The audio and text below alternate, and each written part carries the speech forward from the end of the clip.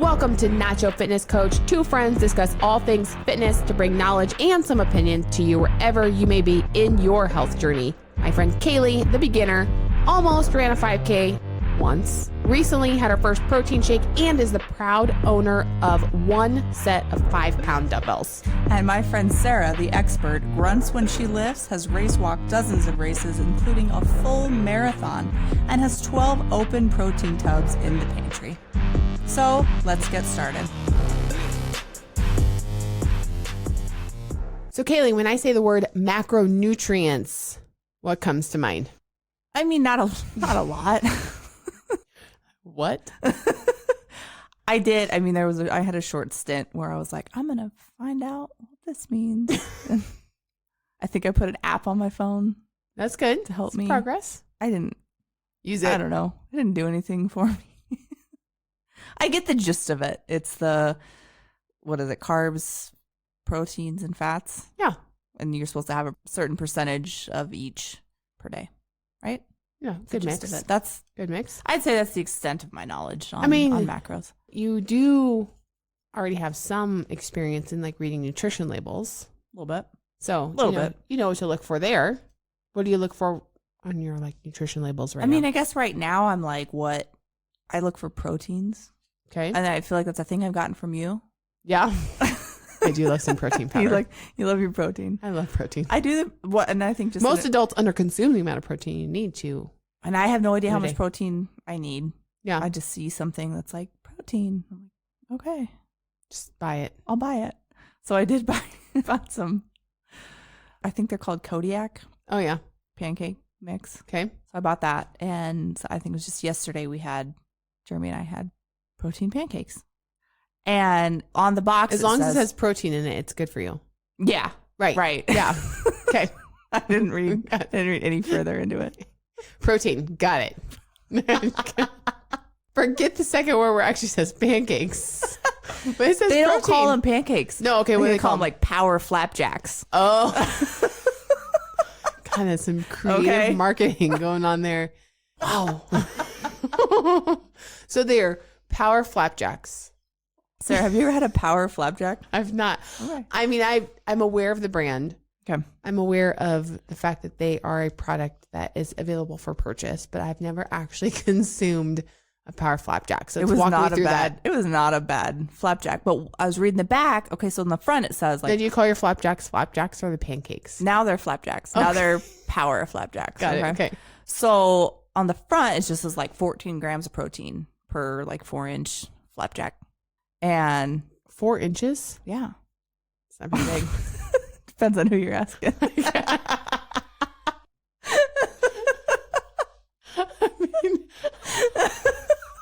Anyway, so I was reading the back of the box. Sarah's on the floor.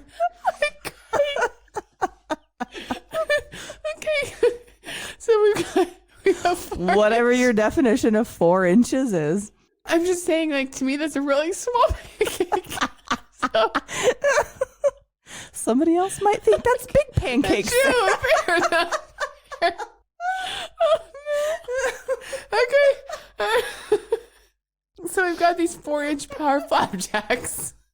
14 grams of protein. 14 grams of protein. 4-inch power flapjack. Anyway, so I read the back, and it said that if you replace the water with milk and add an egg, you could bump it up to 20. I think it was 20 or 21 grams of protein. What? With milk and egg per 4-inch flapjack. Yeah. I guess that'd be pretty close because I think an egg's probably about 6 grams of protein. I think that's right. Okay. I'm on board. I don't know. Did you compare the different? Did you make any without the milk and egg? Like just water? No, they're just straight water. Oh no, you did the milk and egg. I did the milk and egg. Okay. I burned the first batch like you do. That's a universal experience, right? What? Everybody just burns the first like 2 pancakes, right? No. Alan. I mean, you apparently do. Alan agrees. Alan agrees with me. I did. You gotta get the timing down for that. I horribly burned mix. The first 2. Okay. So no, I don't know. They were good. I felt Coffee? I did a 2 mile run after that. shortly after eating the Power Flapjacks. Okay. And I did not feel like, pancakes make you feel like heavy. They're heavy. Yeah. These were not. Interesting. Yeah, it was good. I put a little bit of syrup on them. Okay. Which, I don't know. Kind of syrup. Do that. I don't know. Just whatever you had in the fridge. Whatever my kids eat. Do you eat butter with your flapjacks? I didn't put butter on them. No, they didn't need the butter. Mm-mm. Sometimes, You okay? Yeah, I am. I'm like, I'm trying to get this last tear out of the corner of my eye, and then I think I got like an eyelash or something poking in, and it's like, okay, what do we got going on here? I can see you just close the left eye. I'm fine. Then that one, the right one's still all watery. So, okay, so we got the pancake situation. So what else was in the pancakes? Did you look at the rest of the label? You just saw the protein. I just saw the protein. Got it. That's kind of where I'm at. You're focusing on the protein. Focusing on the protein. Which is good. I mean, yeah. I honestly, I feel like we can all consume more protein. I know that carbs means like, it's like bread, pasta, right? Few carbohydrate sources, but there's many more. Yeah, well, yeah. But yes, those seem to come to the top of people's minds. Yeah, that's kind of where I'm Which at. is also, I don't know, kind of some marketing though, because I also feel like that's the fad diet trend that will hit you, that they'll say like, the Kardashians diet will say, I cut out bread. Right. Because carbs are bad. Yep. Well, that's not the only thing that's a carbohydrate. But, okay, fine. So I do not know as far as the rest of it. I don't know how many carbs I need, what's appropriate, what's inappropriate, But there's a good solid focus on protein intake and consuming that. I think so. Knocking that up a little bit, which is good. So educate me on the carbs and the fats. I love them all. Of course you do. So where do you get those? Where do you get the healthy fats? So my general rule of thumb that comes with nutrition is that makes it super simple. Mm-hmm. But simple doesn't always make it easy. Well, let me write this down. It's really easy. You ready? Mm-hmm. I have one rule when it comes to nutrition. Okay. My one rule is the one ingredient rule. What's that mean? So think of like choices. Yes. So like if somebody was to ask you, what's the ingredient of broccoli? What would you say? Broccoli. Bingo. That's the one ingredient rule. If someone was to ask you like, what's the one ingredient of an apple? An apple. Apple. What is the one ingredient of like chicken? Chicken. Right. Now that's like just a chicken breast or whatever versus right. If you would have like a breaded chicken breast, then of course you're going to have flour and eggs and all the other things that used to make the breaded coating, right? Same thing for like a peanut. What's in a peanut? A peanut. So, like it makes it really super simple. And it's crazy because if you just were to focus on consuming items that are whole foods, like one ingredient, you're going to get yourself on a pretty good path. And it sounds super simple. Yeah. It's really hard to do. Yeah. Like the American diet does not make that very easy.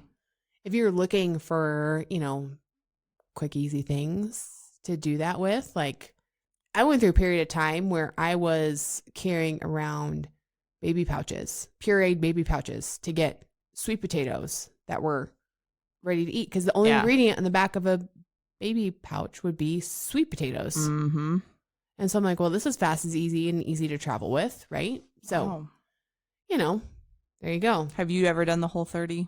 I have not done the Whole30. I mean, I think it's a good thing. I think for me, it also does tend to be one of those things where it depends on where you're at today. If the Whole30 is too much of a drastic difference of where you're at right now, again, anyone could do something for 30 days. Right. And you're going to feel the benefits and da-da-da. But like in that process, you've also given up everything that you love. Yeah. And so what happens, I've looked into day it 31? Several times, and I'm like, that's not. Alcohol is not considered a whole food. You're like, I'm out. I'm done. But, like just having some sort of balance. And so again, it's like this all or nothing thing. Yeah. See, and that's just like, I get it, but it's just, it's not easy. I need it to be a little bit easier than it sounds so easy. I know. That's the thing of it. Eat whole foods. Like, Okay. You would think it should just be available and But easy. it's not. Simple does not always equal easy. Mm-mm. That's for sure. Yeah. So when it comes to like the macronutrients, you're right. It's like the protein, fats, or carbs. Those are the three main categories I feel like everyone really kind of pays attention to. But, you know, proteins, for me, I get on a soapbox of just feeling like they're highly beneficial, and they tend to really easily get underconsumed. So if you are just able to put a focus on consuming more proteins, power flapjacks to get started, then you're off and running. I mean, you could just eat eggs. Yeah. But, you know, but if you like to have a pancake, for sure. It wasn't a bad, like, it's a good alternative for sure. Though, like if you want to enjoy a pancake and you also want to like make sure you're getting some protein, like it's a decent way to do it. True. Yeah. We've also been, me and the girls have been drinking smoothies. Okay. Where you just buy, and like the frozen fruit you buy at Walmart. Yep. Like that's just fruit, right? Yep. Usually, I mean, you got to read the ingredients. Right. I mean, that's just kind of the tricky part, but typically, it should just say like strawberries as the ingredient. Yeah. So we've just been doing like I put a couple scoops of protein in those, a little water, maybe a little milk. It just, you know, kind of depends on what we're in the mood for. Yeah. And those are great. I mean, filling. So good. Oh, very filling. Yeah. Yeah. Cause then you're getting some fiber in there. You're getting your vegetables. And that's the thing. Like, you know, you will see people that get on soapboxes about, say, frozen vegetables, for example, frozen foods. They're like, it's not as quote unquote good as like the fresh stuff. Well, if that is a limiting factor of you actually consuming it or not, frozen and or canned fruits and vegetables are way better than nothing. And depending on where you live and your geography, your access to the fresh stuff, like, I mean, for us in the Midwest, it's the middle of winter. Like, it's, the things have to travel in here for us. And so it's like they don't keep for very long by the time we actually get them, versus when it's like garden season, for example, you can pick something and it's local and have it for like ever. So I think it's far better than nothing when you're trying to at least do something to do the frozen stuff. So I don't know that I'm in the camera anymore. Oh, we switched. I know we're recording these video now for the podcast, and Caleigh shifted her chair and now just realized that she's no longer going to be captured in the videos that we're going to be able to use on social media to share. I'm kind of all the behind the scenes. I fidget a lot. I roll around. I'm all over the place. I've stayed in, I think, the exact same spot. You don't move a whole lot. I don't move very much, but yeah. So, okay. So you're tackling kind of the protein mix. Yeah. But you don't really know how much you need. No, I don't. You're like, I'm just like, as long as I'm like consuming things that say they're protein. Good. Okay. It's a good Which first I know. step. I mean, it's like, you know, chicken, eggs, protein shake, power flapjacks. Hey, 14 grams, 14 to 20. That's not bad, right? Inches. No, it's good. Actually, it's really good. It's really good. So, you know, it's definitely one of those things where it's like, that's a good focus. You're moving the meter. You're paying attention to it. Yeah. You know, so it just kind of varies. Some people get really hyper focused on the details and like to food journal and know exactly how much. And sometimes it's just. Well, and I think for me, we have already talked about how I'm doing the intermittent fasting. So for me, it's important for me to feel full before my 16-hour. Why are you rolling your eyes? Right. I know. You can do the intermittent fasting. You skip the birthday cake. Like, it's fine. And kid is heartbroken. No, we talked about that. It's better. Like, if somebody's doing the intermittent fasting, you want to like get. I think that was episode 3. Fill up with protein. Episode 3, we talked about your intermittent fasting. So before you go back and check that out, embark on the fast, fill up with protein. It does, definitely helps. I'm sure limit your hangriness in the morning. Yeah. Whenever you're like ready to break your fast or whatever. With your power flapjack. Hey, you added in the protein in the milk. I do think the fitness world gets very hyper focused on like perfectionism sometimes. You know? I mean, like, you do feel like people are constantly like, you have to do it all or nothing. You have to do it my specific way. And that's what's so hard for somebody like me trying to get into it, is like, I'm not going to do it perfectly. Like, you shouldn't. Give me a way to do it that gives me some leeway, makes some sense. the sustainability of the perfection is very limited. Yep. And it's just, what can you do to move the meter a little bit today, move it a little bit more tomorrow, and realize that it will ebb and flow through different stages and phases of life. Yeah. But that you're not ever like just throwing your hands up and being like, you know what, forget it. Yep. It didn't start at this Monday. Right. I got to Monday afternoon at work. I did really good. And then like stress level went to 1,000. Something happened. I had to do fire drills all week. You know what? I just forget it. I'm going to go binge Thursday night. Which Friday, is Saturday, that Sunday. has very much been my experience in the past. Yeah. And then like, I'll start again on Monday. Right. I'll start again on Monday. Like, no. Like, and what's this the past year one has been the thing- first time in my life where I'm like, okay, you screwed up today. Okay, you screwed up this week. Like today, literally today, we had our cousin Christmas. Yeah. We had Mexican food. We went out for Mexican food. Like it wasn't the thing that I was in my mind that I was supposed to do. But I did it. Did you enjoy it? Yeah. Were you guilty? Tacos were amazing.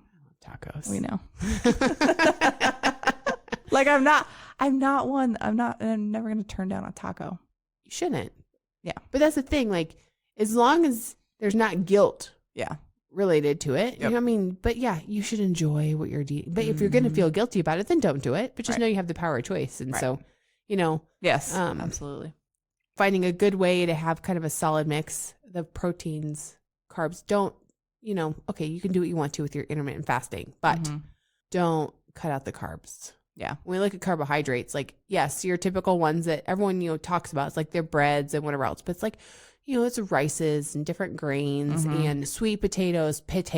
It can be white or brown rice. It really doesn't matter that much, but, carbohydrates are what give us energy. Yeah. So we need energy to function. Our brains need energy to function throughout the day. Right. Like, which I'm going to probably have a bunch of like angry keto people that will have serious opinions about this topic. But, keto people are serious. There's a lot of people that are very serious about their own specific way. But highway. It is my way or the highway. And that's not realistic. And yeah. I'm glad it works for you, but believe it or not, there are still some positive benefits that come from carbohydrate sources. Yeah. I haven't cut anything out. That's good. I really haven't. In our house, we start every morning with oatmeal. Yeah. It's our go-to breakfast is we've got oatmeal, warm it up in the microwave just a little bit. Like what oatmeal? Like what kind of oatmeal? Whole rolled oats. So like I don't do the Quaker quick minute oats because they chop them up so they cook faster, but then I feel like they get mushy and I'm a texture person. Yeah. So, we do like whole rolled oats. So they're like the big ones that just got smashed out of the thing. Yeah. And I warm them up in the microwave just enough to make them warm, not to cook them so that they're mushy. Do they have any flavor? We add the flavor. So do like water to the top of them, 40 seconds. And then I do a tablespoon of coconut oil and then a scoop of protein powder for the flavor, like strawberry protein powder. And so it's like strawberry oats. Go for any of this. Oh, it's so good. My kids love like the strawberries and cream Quaker oatmeal. Well, so this is like a variation of it, kind of. You're going to cut out the sugars. You're going to add the protein and fats, because those are super delicious and yummy. All carbohydrates and sugars. Yeah. Which is great. You need the energy in their kids. So, they're going to go burn that off and it's great. But adding in the fats and the protein will help make them feel like fuller just a little bit longer. So what was your feeling on my video I sent you the other day about the cereal boxes in Mexico? So there was a TikTok video that Caleigh found because she is, again, our resident TikToker. TikTok expert. And she found this video that there was a guy that did this they were vacationing, I think, in Mexico. Yeah. And he was sharing video footage of what he found was really unique to an American. Differences between America and Mexico. Versus American grocery store. And he went down to Mexico and it really stood out to him that the cereal boxes in Mexico do not have faces of like cartoon characters on them because they're marketing to children. Yep. And so they had completely removed like Tony the Tiger from Frosted Flakes. And they just had a Spanish version. I'm guessing the text for whatever, however you say Frosted Flakes in Spanish was just the font across the front. You could tell from the rest of the style of the box that it was clearly Frosted Flakes. Yeah.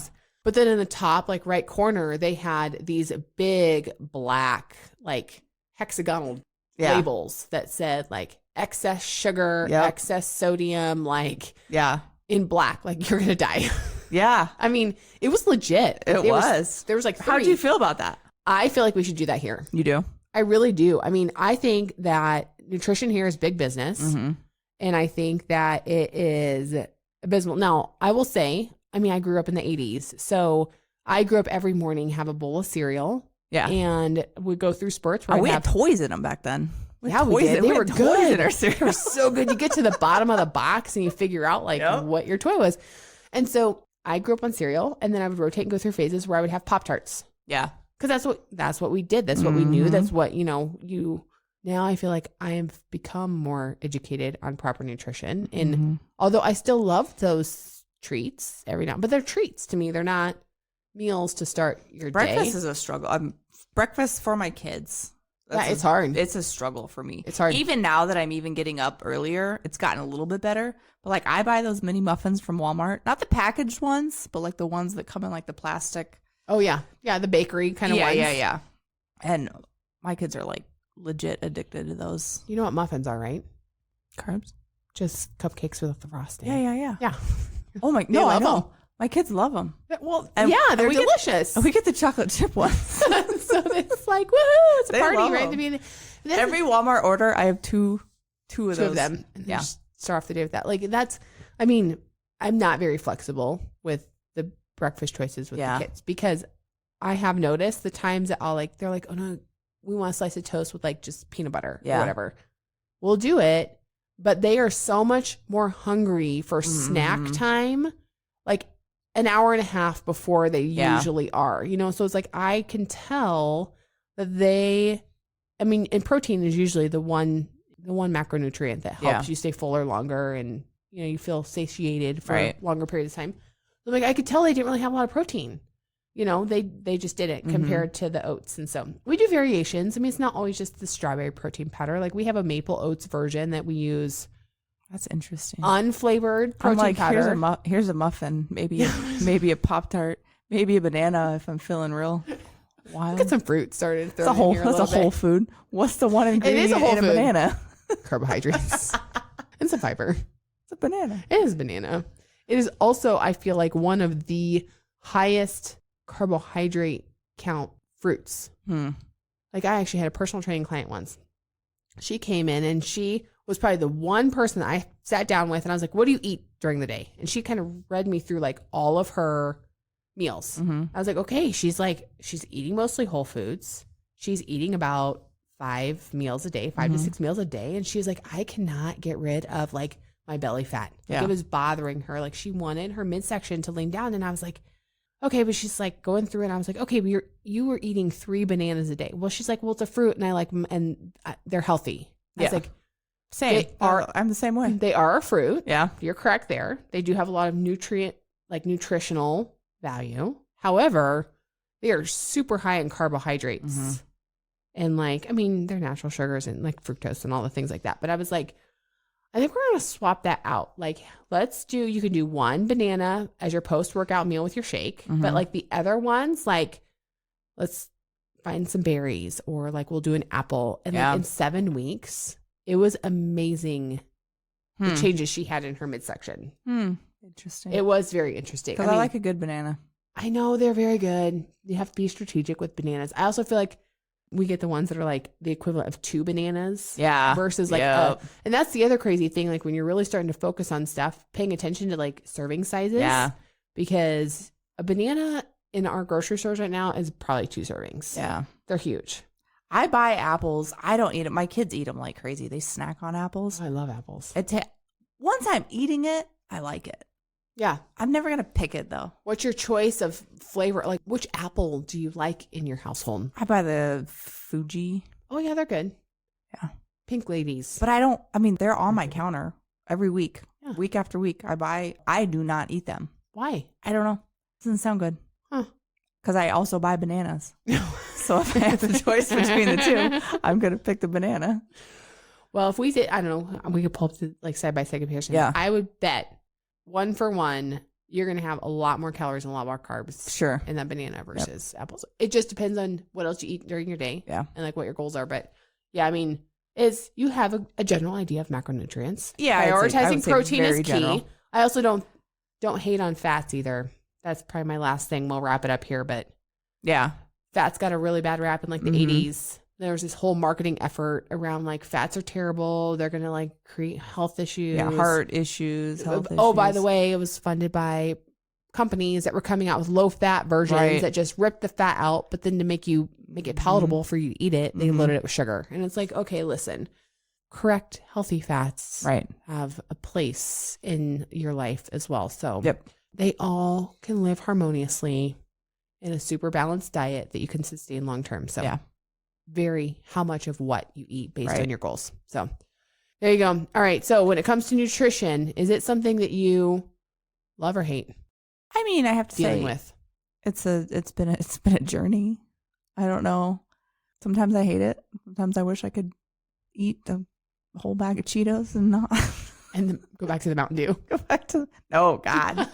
Like, nope. No. Crossing the line there. Not going back that far. That ship has sailed. But no, I think I have a general understanding of the macros, and I think I love it. Yeah. It's starting to make sense. It's a puzzle. It is a puzzle. Makes sense of. And it's a never ending puzzle. No, depending on where you're at in your journey in your life, like it ebbs and flows and it changes, but just don't. Absolutely. It's like don't give up on it. I love it. I think I can get on board.